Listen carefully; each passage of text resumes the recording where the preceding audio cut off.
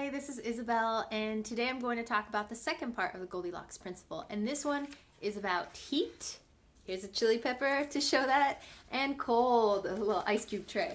So we think about heat in a few different ways in Ayurveda. We think about temperature-wise. We want the food to be warm enough that it feels right for us. If we really need something cool and refreshing, then we would want to go for that, like a salad or a smoothie that's cooler. But if we need to kickstart our digestion because we have sluggish digestion or erratic digestion, and the erratic digestion would be visible by having erratic hunger levels, feeling really hungry at one point, feeling really it just kind of goes away, that would show that it's pretty erratic. So we want to have warm food that's going to be pre-digested by that fire that warmed it up. We don't want to have cold food out of the refrigerator, like leftovers, because it's going to take extra energy for our body to warm it up. And if we have sluggish digestion, or if we have some of that erratic digestion, we might not have the heat to be able to bring it up to temperature to get fully absorbed and assimilated into the body. So that's the first tip, is that we want it to be just warm enough for our level of digestion, and we don't want it to be too cold that it's going to freeze up our digestive system. So if I have some of that erratic digestion, or if I have the sluggish digestion, and then I have something that's very cold, like ice cold water, it's basically going to have the same effect as it would if I jumped into freezing cold water, which is it would cause me to tighten up and get a little rigid, as a kind of protecting myself against that so I don't lose the excess heat. We don't want that in our digestive system. We want it to be warm and moving along, and we want those muscles to be able to be loose and warm, to be able to digest and move along that food.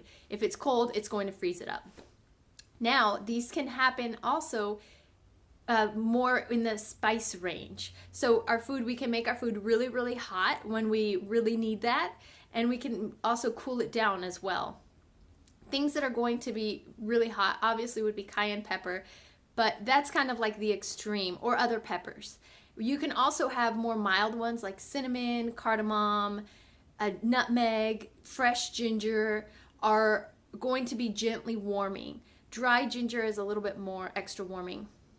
And these are going to help just warm and kickstart digestion. And this again is helpful for those with sluggish digestion or that erratic digestion. And then if folks have more of the heated digestion, which would be evident, sorry, this is a digestive video, but more like loose stools or burning indigestion, or even leading into ulcers, we know that we're going to have to cool things down. So herbs like coriander and fennel would be more appropriate, and some cardamom for folks with that heated digestion. We never want food to be bland. So that would be kind of the cold in the spice range, would be if food just doesn't have much flavor and doesn't have much to kickstart the digestion and get it going. There are naturally foods that are also cooling. These are anything that have milk products. And so these, and also some things like coconut would be more cooling as well. And so these are like heavier and harder to digest. And they can also be really nourishing. So if we want to have those, and we know that our digestion is a little impaired, especially during the holidays, we can just make a point to include spices. So let's say if you're going to have an Alfredo sauce and you know that usually sits heavy with you, again, you could bring in that black pepper, like we talked about in a previous video. You could bring in that black pepper, and that's going to spice it up and get it going.